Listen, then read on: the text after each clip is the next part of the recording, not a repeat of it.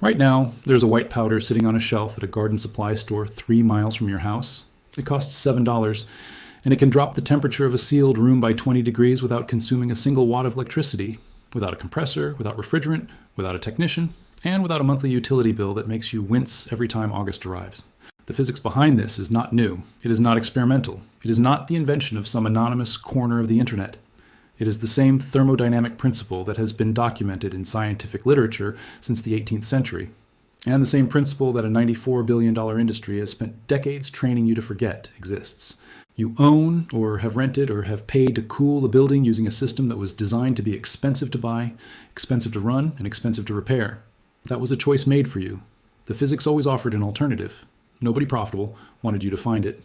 Here's what that alternative looks like, and why it was never on the showroom floor. The residential HVAC market in the United States alone generates $94 billion annually. Globally, that number exceeds $200 billion. The business model is layered. Sell the unit, charge for installation, charge for refrigerant, charge for annual maintenance, and collect indirectly through the utility companies whose power consumption. Your system drives every single day it runs. A central air conditioner draws between 3 and 5 kilowatts per hour of operation.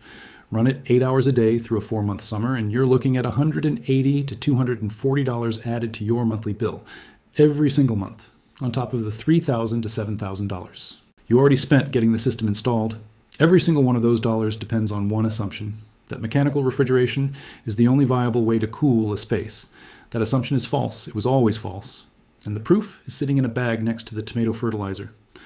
In the summer of 1862, near the bloodiest theater of the American Civil War, Union Army field surgeons were performing amputations in tent hospitals with no access to ice, no refrigeration, and temperatures that climbed past 90 degrees by mid-morning. Keeping wounds cold was not optional. It was the difference between a patient surviving surgical shock or not. The surgeons didn't wait for a supply chain. They reached for something that military medics and apothecaries had known since the early 1800s, a chemical cooling pack made from ammonium nitrate and water.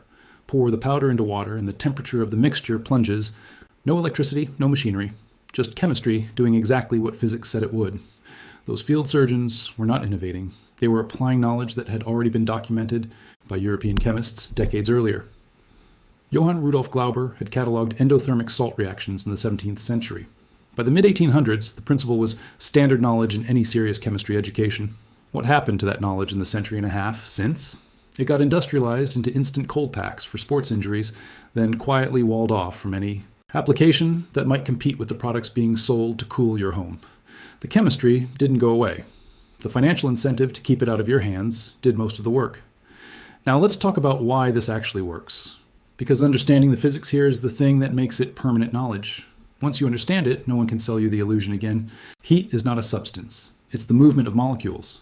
The faster the molecules in a material vibrate, the hotter that material is. When you feel warmth, you're feeling kinetic energy, transferring from one collection of vibrating molecules into yours. Cooling something down means slowing those molecules, pulling energy away from them. Mechanical air conditioning does this by forcing a refrigerant through a cycle of compression and expansion. When the refrigerant expands, it absorbs heat from the surrounding air. That's the cold side of your AC unit. The heat gets dumped outside. The process requires a compressor, which requires electricity, which is why your utility bill climbs every summer. Endothermic chemical reactions do something structurally similar, but through an entirely different mechanism. When certain salts dissolve in water, they don't just mix. Their crystal structure breaks apart at the molecular level, and that process requires energy. The energy has to come from somewhere, so it pulls it from the surrounding environment, meaning from the water itself and from the air in contact with that water. The temperature drops, not because cold was added, but because heat was removed and converted into the chemical work of breaking molecular bonds. Ammonium nitrate is one of the most powerful endothermic salts available. When dissolved in water at the right ratio, it can drop the solution temperature by 30 to 40 degrees Fahrenheit. Peer-reviewed thermochemistry research from institutions, including MIT's Materials Science Program and the Journal of Chemical Education, has documented these values in detail. The cooling capacity per gram of ammonium nitrate rivals the per-cycle output of small mechanical refrigeration units, except it requires no moving parts, no power source, and no infrastructure. The University of Leicester published accessible research on endothermic dissolution reactions that any high school student can read and replicate. This is not classified. It is not suppressed in the sense that someone locked it in a vault. It is suppressed in the more mundane and more insidious sense. It was never marketed to you, never mentioned in an HV Inc. advertisement, never suggested by the contractor who quoted you $6,000 for a new system. Silence is a very effective burial. Now let's put the numbers next to each other because the financial contrast here deserves to be seen plainly. A mid-range central air conditioning system, $4,000 installed. Annual maintenance contract, $150 to $200 per year. Average summer utility increase attributable to AC use, $200 per month over 4 months. Over 10 years, you have spent, conservatively, $13,000 to $15,000 to keep your home cool. That figure doesn't include the repair calls, the refrigerant recharges, or the replacement unit when the compressor fails at the 12-year mark. A 5-pound bag of ammonium nitrate fertilizer at a garden supply center, $6 to $8. Water, already in your house, a shallow container, and a small circulating fan, items you likely already own. Total investment for an endothermic cooling station that can meaningfully reduce the temperature of a contained space, under $15. The performance ceiling of a DIY endothermic system is not the same as a whole home central air installation. That's an honest statement, and it matters. But for a bedroom, a home office, a workshop, a garage, a tent, a room in a house where the AC can't keep up on a 100-degree afternoon, the physics delivers. The temperature drop is real, measurable, and repeatable. Here is exactly how to build one. This takes 4 minutes. Get a bag of ammonium nitrate, sold at garden centers as a nitrogen fertilizer, sometimes labeled as 3400 for its nitrogen content.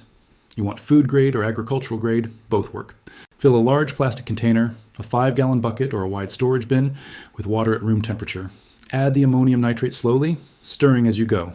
The ratio that produces the steepest temperature drop is roughly 1 part powder to 3 parts water by weight.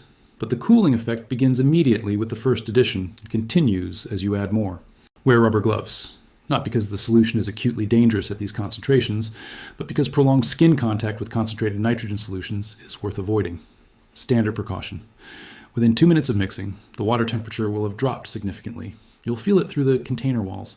Place the container in the room you want to cool, position a fan to draw air across the surface of the solution, and let convection do the rest. The cool, dense air rolling off the surface will circulate through the space. A thermometer in the room will show a measurable drop within 20 minutes. The effect lasts several hours before the solution reaches equilibrium with the room temperature. At that point, you can either refresh the solution, or if you've stored your cooled mixture in a sealed container, use it in rotation. Some people freeze the mixed solution between uses, others simply mix fresh batches as needed, since the cost per batch is negligible. During the European heat wave of 2003, the deadliest climate event in modern European history, which killed more than 70,000 people across the continent, emergency responders and Red Cross field teams operating in regions where power infrastructure had been overwhelmed were deploying endothermic chemical cooling systems to treat heat stroke patients, not as an experiment, as a protocol. Because when the mechanical systems failed and people were dying, the physics that the industry had never marketed to consumers was exactly what the emergency manual said to reach for. That fact should sit with you for a moment. The knowledge existed in emergency response documentation. It was available to disaster relief teams. It just wasn't available on the showroom floor, because there is no showroom floor for a $7 solution to a problem that currently generates $94 billion a year. Military survival guides have included endothermic cooling methods for decades. Off-grid homesteaders in the American Southwest have been using variations of this technique to cool root cellars and sleeping spaces since before air conditioning reached rural infrastructure. The knowledge has always had a home somewhere. That home was just carefully kept away from the consumer market. What you do with this is your decision, but the physics belongs to you now. No one can charge you for a principle you understand. If you have a utility bill that climbs past $300 in the summer, this is worth your afternoon. If you have a room that no system ever quite cools, this is worth a $7 bag from the garden center.